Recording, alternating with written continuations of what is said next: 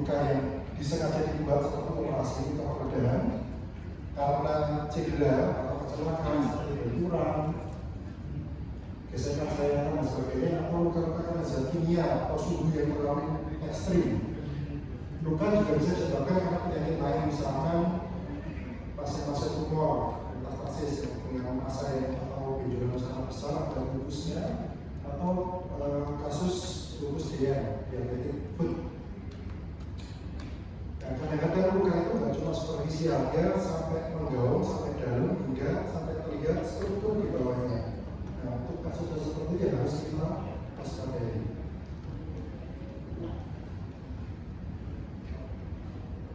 Oke, tujuannya dari acara ini nanti kita akan belajar bagaimana cara mengenali luka, jenis-jenis luka, tipe-tipenya, dan bagaimana cara kita melakukan penanganan sesuai dengan jenis luka dengan menggunakan alat-alat atau dressing yang kita punya.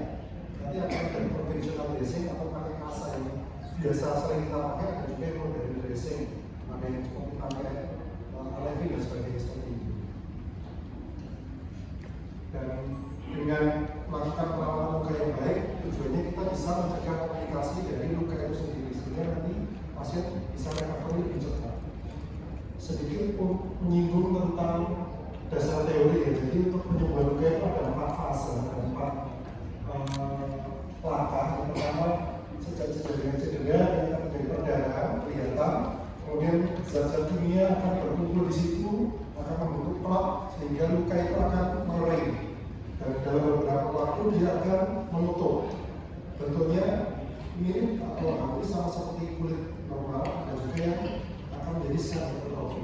Beda-beda tergantung tiap orang.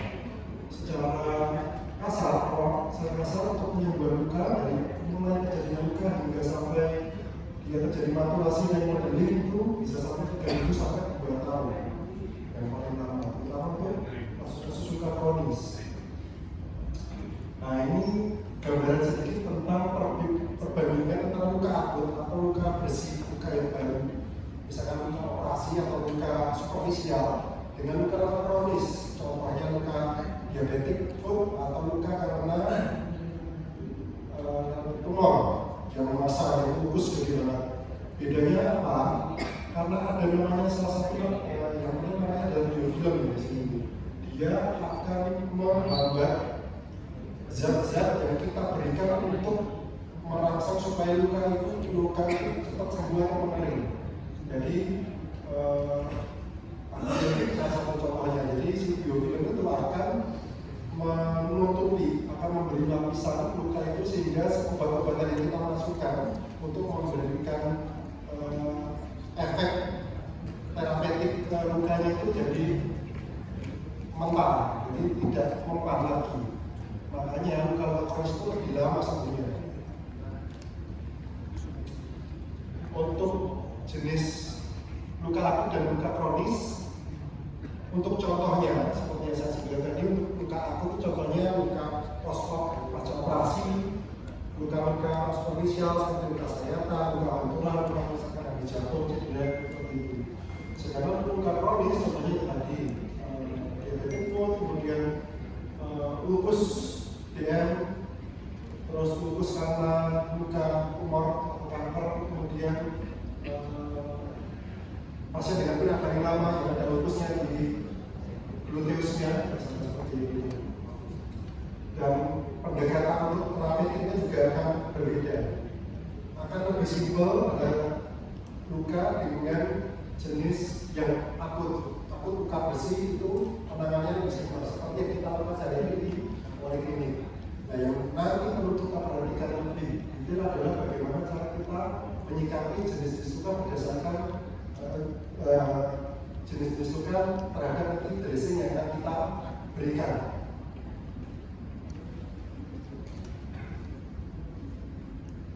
Nah, ini gambaran ilustrasi perbedaan jenis luka berdasarkan penyebabnya. Yang pertama adalah luka insisi, vulnus insisi, luka karena sayatan pada tajam. Yang kedua laserasi. Yang ketiga adalah abrasi atau vulnus eksfoliasi nama lainnya.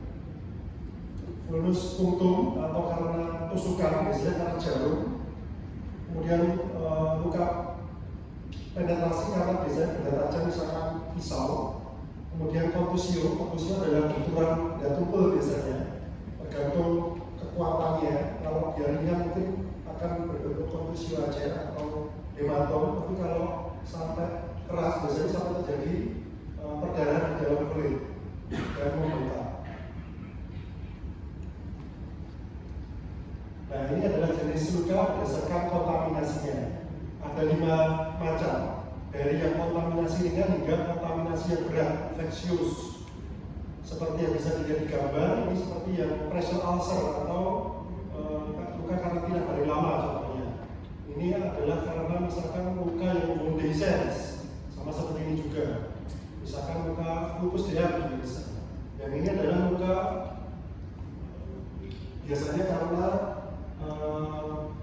kondisi pasien itu jelek, malnutrisi, kemudian dengan penyakit komorbid, kemudian open fraktur contohnya, perawatan luka yang tidak bagus, makanya lukanya bisa dia nggak akan ada kesempatan sembuh dari awal, dia udah jelek, jadi lebih sulit lagi nanti kita melaksanakan. Ini adalah jenis luka berdasarkan tipe-tipe operasinya. Jadi ada 4, ada luka bersih terkontaminasi, luka terkontaminasi dan luka yang dari awal dan atau. Luka bersih contohnya operasinya, operasi artroplasti atau penggantian sendi, operasi tiroid contohnya, operasi pembuluh darah IDE. Luka bersih terkontaminasi contohnya operasi di bagian digestif, saluran cerna. Ada enterotomi, kolestetomi, kemudian operasi di bagian perut yang ada transportasi dan sebagainya. Kemudian luka yang terkontaminasi, contohnya open fraktur itu tadi. Kemudian luka yang dari awal sudah kotor, contohnya abses, kemudian peritonitis karena perforasi contohnya. Nah, apa saja sih faktor yang mempengaruhi penyembuhan luka itu? Secara garis besar ada 2. Yang pertama itu dari faktor si pasien. Yang pertama usia jelas. Semakin tua usia, nanti kemampuan tubuh untuk melakukan regenerasinya lebih jelek. Yang kedua, compliance atau kepatuhan pasien. Ini adalah dalam hal minum obat, terutama antibiotik, kepatuhan dalam hal medikasi. Kemudian yang ketiga adalah kepatuhan dalam hal kontrol, gitu ya. Kemudian yang ketiga adalah higienitas pasien. Pasien tahunya ini hanya dimedikasi, dia malah sampai nggak pernah mandi, itu juga benar. Kita tetap harapkan luka yang tertutup itu dimedikasi dengan baik, tapi daerah di sekitar luka itu juga harus dijaga kebersihannya. Jadi sebenarnya mandi itu tetap nggak apa-apa, boleh, asalkan luka itu nanti tetap dilakukan sama sesuai anjuran dokternya. Salah akan salah kalau lukanya itu bagus medikasi, tapi kemudian di sekitar lukanya itu berkerak, terus banyak bolotnya, itu juga nggak betul. Itu biasanya nanti lukanya juga akan lama sendiri. Yang berikutnya adalah status nutrisi. Pasien-pasien dengan malnutrisi, inteknya jelek, pasien dengan pirang baring lama, kayak gitu biasanya lebih lama juga penyembuhannya. Yang terakhir adalah pasien dengan komorbid, terutama pasien dengan diabetes mellitus dan autoimun biasanya. 2 penyakit itu yang biasanya berhubungan langsung atau ada efek terhadap penyembuhan luka. Yang kedua adalah dari faktor lukanya itu sendiri. Kembali lagi ke jenis luka, ada luka faktor sampai luka yang infeksius atau kontaminasi. Yang berikutnya adalah lokasi luka. Biasanya luka-luka yang ada di ekstremitas atas atau di kepala itu lebih cepat sembuhnya daripada luka di bagian kaki. Makanya pengangkatan jahitannya juga akan berbeda waktunya. Semakin cepat dia sembuh, semakin cepat dia diangkat. Kadang-kadang mungkin di tangan atau di wajah itu akan lebih cepat. Karena semakin lama kita berikan, nanti akan berisiko menimbulkan scar atau kadang-kadang istilahnya itu keloid di awal. Yang terakhir adalah adalah status infeksiusnya pasien itu. Kembali lagi ke jenis lukanya itu tadi, apakah dia dari awal sudah infeksius atau jenis operasi misalkan yang terkontaminasi. Nah, langkah mitigasi seperti yang sudah dilakukan setiap hari, setiap waktu. Yang pertama adalah kita lepas dressingnya. Hati-hati, kita pastikan pasien tidak kesakitan. Kita terlebih dahulu kita siapkan peralatan yang mau kita gunakan untuk mitigasi. Jangan setelah kita lepas dressingnya kita baru nyari asal, kita baru nyari apa gitu kan, sambalnya misalnya gitu. Jangan, jadi dari awal disiapkan semuanya, baru kita mulai dari lepas dressingnya. Kadang-kadang dressingnya sudah dilepas karena perlengketan, kita bisa pakai infus, jangan infus atau salin untuk melembabkan sehingga lukanya lebih mudah dilepas. Kemudian yang kedua kita bersihkan dengan salin atau martel, cairan mengalir kalau di rumah ada, bisa dengan air hangat yang bersih, itu juga bisa. Kemudian kita keringkan, setelah itu kita inspeksi lukanya, kita identifikasi lukanya, apakah lukanya itu masih bagus jahitannya, apakah ada tanda-tanda kemerahan pada atau luas di sekitar lukanya, atau mungkin kan jangan-jangan ada pembesar atau pesnya, nah itu harus kita catat, nanti kita laporkan, kalau perlu laporkan ke dokternya. Kemudian setelah itu kita baru aplikasikan dressing yang sesuai dengan jenis lukanya. Nanti akan kita bahas. Nah, ini ada beberapa jenis dressing atau perban atau jenis penutup luka. Yang pertama adalah tradisional dressing. Kita menggunakan kasa bulu, kasa biasa itu kasa steril. Biasanya untuk luka-luka kering, luka-luka superficial, luka-luka jahitan, kita menggunakan dressing konvensional yang tradisional. Yang kedua adalah dressing yang menggunakan film, contohnya Decaderm atau 3M kalau di luka itu bisa untuk menutup luka juga. Yang ketiga adalah yang jenisnya ada foamnya, contohnya itu adalah Alevin, mungkin dipakai ya Alevin. Itu biasanya kita pakai untuk luka-luka yang menggaung, luka-luka yang basah menggaung, kita butuh kondisi lembab, kita bisa pakai Alevin. Ini bukan promosi, tapi nanti ada program yang belakang itu dipakai untuk praktek. Belum selesai. Yang ketiga adalah hidrogel. Hidrogel ini contohnya adalah apa itu? Yang ada pencetannya itu intrasigel. Yang pernah lihat dari intrasigel biasanya untuk luka-luka kering. Jadi facial laser, bahasanya kubitus itu kan kering, hitam gitu kan, kita bisa kasih intrasigel untuk melunakkan, sehingga kalau sudah lunak nanti bisa dilepas.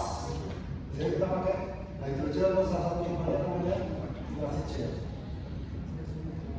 Hidrokoloid juga, terus ini ada relatif dressing, itu contohnya dressing yang ada antibiotiknya. Salah satu contohnya adalah sulfadiazid, silver, itu ada antibiotiknya. Kadang-kadang kita membutuhkan tambahan itu untuk memberikan efek antibiotik terhadap lukanya supaya dia tidak mengurangi tingkat infeksiusnya. Ada juga yang sering kita pakai pemborosan juga, dia mirip dengan hidrogel dan hidrokoloid, dia fungsinya adalah melembabkan luka. Jadi sebenarnya luka itu secara garis besar perawatannya ada dua macam. Yang pertama adalah perawatan kering, yang kedua adalah perawatan lembab. Sekarang ini kecenderungannya adalah kita perawatan lembab, terutama untuk luka-luka yang menggaung, luka-luka yang basah, luka-luka lupus kayak gitu, perawatannya jenis perawatan lembab. Jadi kasar lembab, kasar kering, atau kalau enggak pakai dressing yang model-modelnya gini. Nanti bisa dilihat di praktek. Nah, ini adalah kegunaannya tadi. Nanti slide-nya mungkin bisa saya share ke teman-teman untuk dibaca-baca ya. dressing tadi, yang pertama yang dry atau kering ya. Ini untuk luka-luka operasi, luka-luka superficial, jadi memberikan tekanan penyerapan dan perlindungan yang cukup. Kita bisa tambahkan perban parafin atau istilahnya apa itu? Yang jaring-jaring itu, batu dari batu tulang itu untuk memberikan efek kelembapan. Itu juga bisa ditambahkan. Kadang-kadang kalau nggak ada itu bisa langsung masa gimana nggak apa-apa. Cuma nanti biasanya problemnya adalah waktu pasnya. Kadang-kadang luka yang ingin kita segera kering itu kadang-kadang kita rawat luka kering dan medikasinya akan kita perlama. Yang mungkin dari 1-2 hari sekali itu 3-4 hari sekali. Yang kedua adalah moist dressing atau yang lembab. Biasanya kita menggunakan luka yang berowong, luka yang infeksius dengan basah, lupus. Dan nanti biasanya kita membutuhkan operasi tahap berikutnya, misalkan skin graft dan ligament.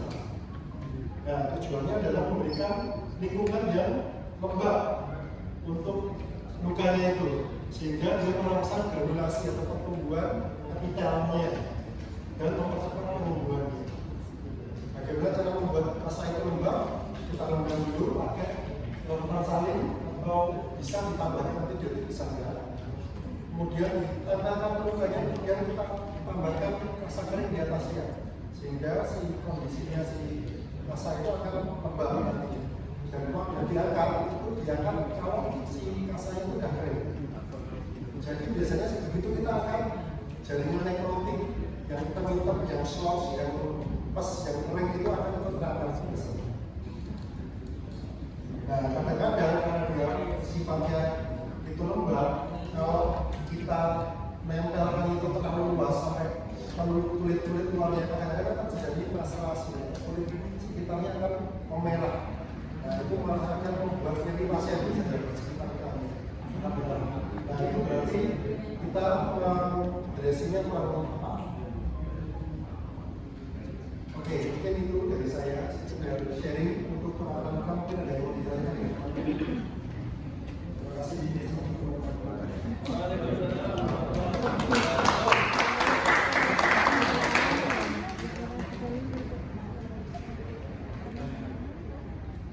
Terima kasih atas presentasinya. Ada pertanyaan terkait presentasi yang sudah disampaikan?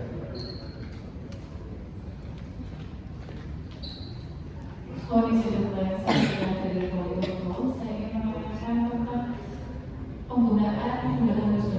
Polri itu kan ada penggunaan bus.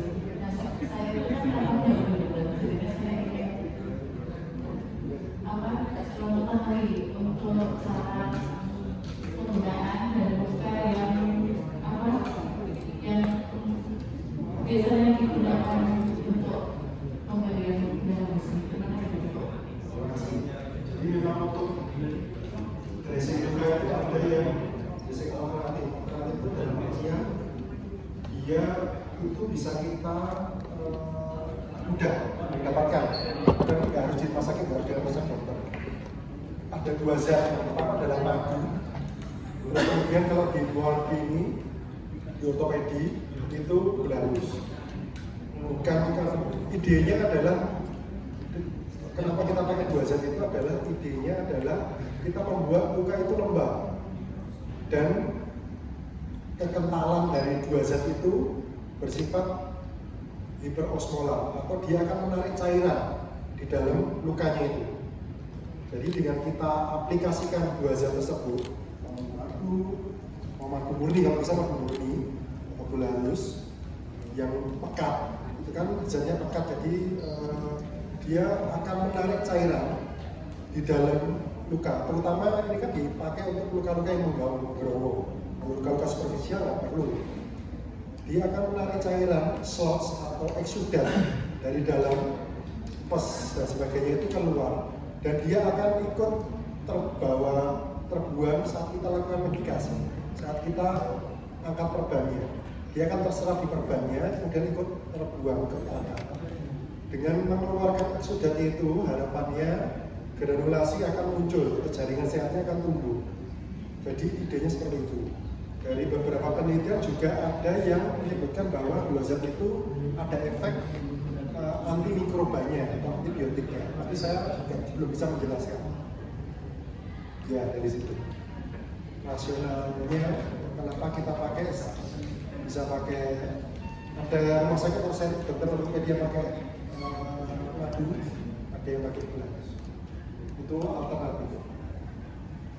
Tapi kalau pakai yang aman, ya yang pakai yang medis, medical grade. Bahkan di luar negeri pun ada yang madu medical grade. Tapi kalau gula halus belum dipakai di luar negeri. Luar negeri ada yang pakai madu, tapi mereka udah punya madu yang steril, yang medical grade. Itu di luar negeri sana. Gitu. Ada lagi? Ada? Safri nggak salah, dan saya bisa.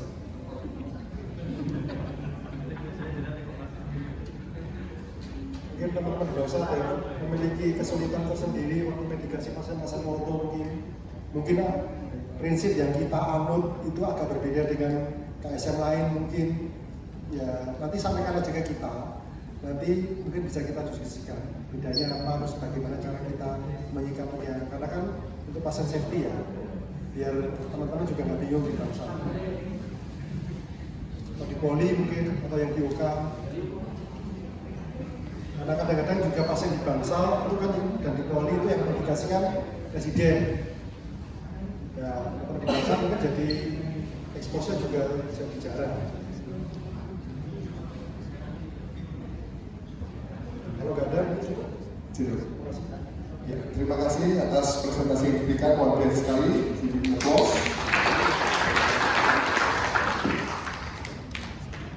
Oke, acara selanjutnya adalah presentasi sebentar dari teman-teman vendor. Silakan waktu dan tempat kami.